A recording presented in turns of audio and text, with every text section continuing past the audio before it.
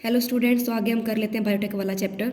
Online class में वही problem होती है तो वीडियो ही कर लेते हैं। तो हमने यहाँ पे पढ़ लिया था कि कैसे कैसे रेस्ट्रिक्शन एंडोन्यूक्लियस कट करते हैं, डीएनए लाइगेज से हम ज्वाइन करते हैं और रिकॉम्बिनेंट डीएनए हम बना देते हैं। पैलिंड्रोमिक सीक्वेंस मैंने आपको बता दिया था, जब आगे से रीड करो या यहाँ से रीड करो, जो सेम साउंड अगर आ रही है दोनों डायरेक्शन से, उसको हम पैलिंड्रोमिक सीक्वेंस बोलते हैं। ई कोलाई का सीक्वेंस हमें याद रखना है, जहाँ पे वो कट लगाता है GAATTC GAATTC, ठीक है।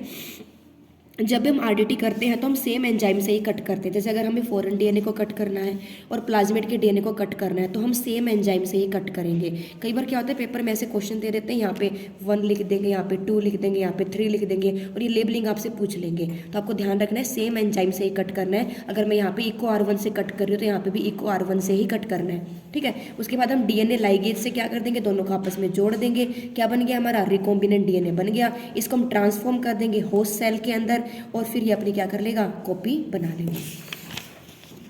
उसके बाद यहाँ पे टेक्निक दे रखी है, अगर आपको क्या करना है, डीएनए फ्रेगमेंट को अलग करना है, सेपरेट करना है और आइसोलेट करना है, तो उसके लिए हम यूज़ करते हैं जेल इलेक्ट्रोफोरेसिस टेक्निक। इसमें हम क्या करते हैं, एक जेल यूज़ करने वाले हैं। जेल के लिए हम यूज़ करेंगे एक सीवीड को, एग्रो जेल हम यहाँ पे यूज़ करेंगे। एग्रो जेल कहाँ से निकालते हैं हम, सीवीड से निकालते हैं, जो आपकी रेड एल्गी होती है ना, वहाँ से निकाला जाता है।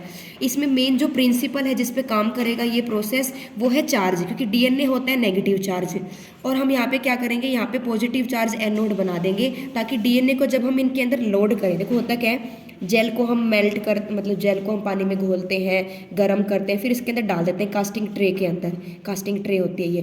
फिर हम यहाँ पे गड्ढे बना देंगे, कोम्ब लाइक स्ट्रक्चर होता है उसकी हेल्प से। इनके अंदर आप डालेंगे, इन वेल्स के अंदर हम डालेंगे अपना डीएनए पिपिट की हेल्प से, माइक्रो पिपिट की हेल्प से। जब हम डीएनए को यहाँ पे डालेंगे, फिर हम क्या करेंगे, इसको इलेक्ट्रोड से कनेक्ट कर देंगे, कैथोड एनोड से इलेक्ट्रिसिटी अप्लाई यहाँ पे कर देंगे।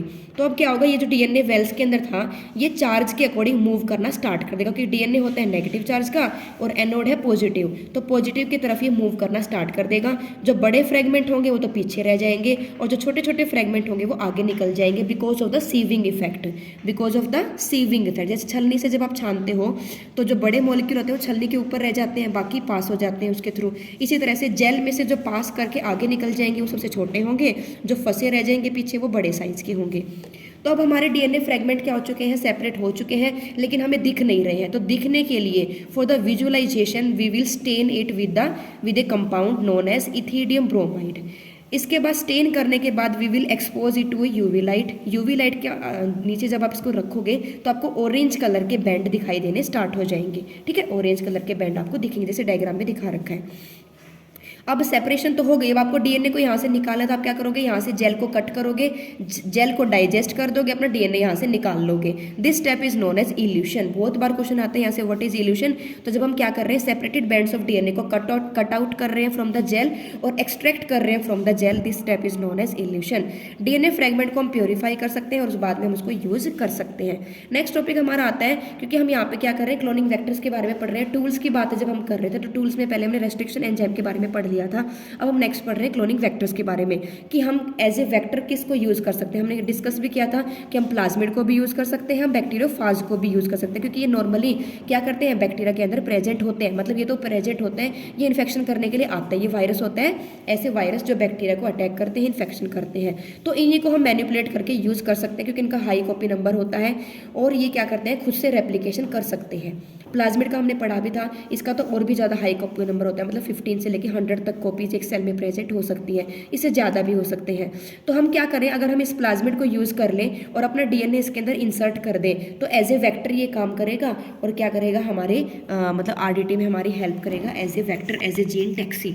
तो वेक्टर को हम जीन टैक्सी या जीन व्हीकल भी बोलते हैं। अब जो तुम वेक्टर यूज़ करने वाले हो उसके पास क्या क्या करेक्टरिस्टिक होनी चाहिए ताकि वो उसको हम आइडियल वेक्टर माने। तो सबसे पहला जो उसके पास होना चाहिए करेक्टरिस्टिक, वो है ओराई साइट। जो तुम प्लाज्मिड यूज़ कर रहे हो उसके पास ओराई साइट होनी चाहिए, क्योंकि जब तक ओराई साइट नहीं होगी, वो ओरिजिन ऑफ रेप्लिकेशन साइट है, वो रेप्लिकेशन नहीं कर पाएगा। होस्ट के अंदर तुम डाल तो दोगे लेकिन वो खुद को मल्टीप्लाई नहीं कर पाएगा, तो क्या फ़ायदा, ठीक है। तो ये मस्ट है, उसके पास होना ही चाहिए। और एक और काम है ओरिजिन ऑफ रेप्लिकेशन वाली साइट का, कॉपी नंबर को भी इंक्रीज करने में हेल्प करता है, मतलब for controlling the copy number it is also required. Second है हमारा सिलेक्टेबल मार्कर, कि तुम क्या कर दोगे, प्लाज्मिड को यूज करके तुम रिकॉम्बिनेंट डीएनए टेक्नोलॉजी कर दोगे, लेकिन जब तुम बाद में पता कैसे लगाओगे कि इसके अंदर मेरा डीएनए गया है या फिर इसके अंदर मेरा डीएनए नहीं गया है, उसके लिए हमें एक सिलेक्टेबल मार्कर यूज करना पड़ेगा। और उसके लिए हम यूज करते हैं एंटीबायोटिक रेजिस्टेंस जीन। क्या यूज करते हैं, एंटीबायोटिक रेजिस्टेंस जीन, ये हम आगे समझेंगे अच्छे से। अगला है हमारा क्लोनिंग साइट। ये बोल रहा है कि वेक्टर के पास क्लोनिंग साइट जितनी ज़्यादा कम होंगी, अगर एक होंगी तो बहुत अच्छी बात है। क्यों, क्योंकि हमारा ये प्लाज्मिड है, अगर इसके पास रिकॉग्निशन साइट बहुत सारी होंगी तो जब ये ऐसे कट लगाएगा ना तो बहुत सारे फ्रेगमेंट बन जाएंगे और हमारा पूरा का पूरा ये एंजाइम क्या हो जाएगा, हमारा जो प्रोसेस है वो कॉम्प्लिकेट हो जाएगा बहुत ज़्यादा। तो कम से कम साइट होनी चाहिए। अब यहाँ पे एग्जांपल दे रखा है PBR322 का, एक आर्टिफिशियल वेक्टर है जो लैब में बनाया गया है, इसका नाम है PBR322। पी का मतलब है प्लाज्मिड, बी और आर का मतलब है बोलीवर एंड रोड्रिग्विज, ये एक साइंटिस्ट के नाम है। ROP का मतलब है यहाँ पे ऐसे प्रोटीन जो रेप्लिकेशन ऑफ प्लाज्मिड के लिए रिक्वायर्ड है, ओरिजिन ऑफ रेप्लिकेशन है। यहाँ पे अलग अलग रेस्ट्रिक्शन एंजाइम के लिए साइट है, जैसे कि यहाँ पे BAM-H1 कट लगा सकता है, यहाँ पे HIND3 के लिए साइट है, यहाँ पे CLAV1 के लिए, यहाँ पे EcoR1 के लिए। इस तरह से इसमें 8 क्लोनिंग साइट है टोटल। तो आपको सारा का सारा डायग्राम इसका याद रखना है। इसका साइज बहुत छोटा होता है, 4.36 KB के अराउंड। तो ये भी हमारे वेक्टर की करेक्टरिस्टिक होती है कि जितना ज़्यादा छोटा साइज होगा, मतलब बिल्कुल छोटा भी नहीं, थोड़ा सा फेवरेबल सा साइज होना चाहिए, थोड़ा छोटा ही होना चाहिए, जैसे कि ये एक आइडियल वेक्टर माना जाता है। इसके अलावा और जो वेक्टर हम यूज़ करते हैं वो है अपना PUC18। PUC18 का मतलब क्या है, P फॉर प्लाज्मिड, UC का मतलब है यूनिवर्सिटी ऑफ कैलिफोर्निया, और ये इसका ऑर्डर ऑफ आइसोलेशन है, ठीक है। अब जब तुम अपना डीएनए, सपोज मैंने अपना डीएनए इस पे डाल दिया BAM-H1 वाली साइट पे, और ये इसको टेट्रासाइक्लिन से रेजिस्टेंट बनाता था, हमने उसी जगह पे क्या कर दिया, अपना डीएनए डाल दिया। तो जब आफ्टर क्लोनिंग आप इसको प्लेट करा के देखोगे ना, प्लेटिंग करा के देखोगे एम्पिसिलिन मीडियम पे, तो एम्पिसिलिन पे तो ग्रो कर जाएंगे तुम्हारे रिकॉम्बिनेंट, लेकिन टेट्रासाइक्लिन पे ग्रो नहीं कर पाएंगे। क्यों, क्योंकि तुमने ये वाला जीन तो काट दिया था ना, यहीं पे तुमने अपने फॉरेन जीन तुमने डाल दिया था। तो अब तुम्हारा जो रिकॉम्बिनेंट होगा, जिसके अंदर तुम्हारा डीएनए गया है, जिस इकोलाई के अंदर, जिस होस्ट के अंदर, वो टेट्रासाइक्लिन पे ग्रो नहीं कर पाएगा। तो इस तरह से आप इसको सिलेक्टेबल मार्कर की तरह यूज कर रहे हो, तो आप पता लगा पाओगे कि मेरे रिकॉम्बिनेंट है, ये मेरे नॉन रिकॉम्बिनेंट है, इसलिए इसको सिलेक्टेबल मार्कर बोलते हैं। आप इसको रीड आउट करके देखना, बहुत आसान बात है। उसके बाद ये जो प्रोसेस था ना, बार बार हम प्लेटिंग कर करके देख रहे थे, इससे हमारा थोड़ा सा मुश्किल काम था। ये प्लेटिंग बार बार करनी पड़ती है, थोड़ी प्रॉब्लम आती है।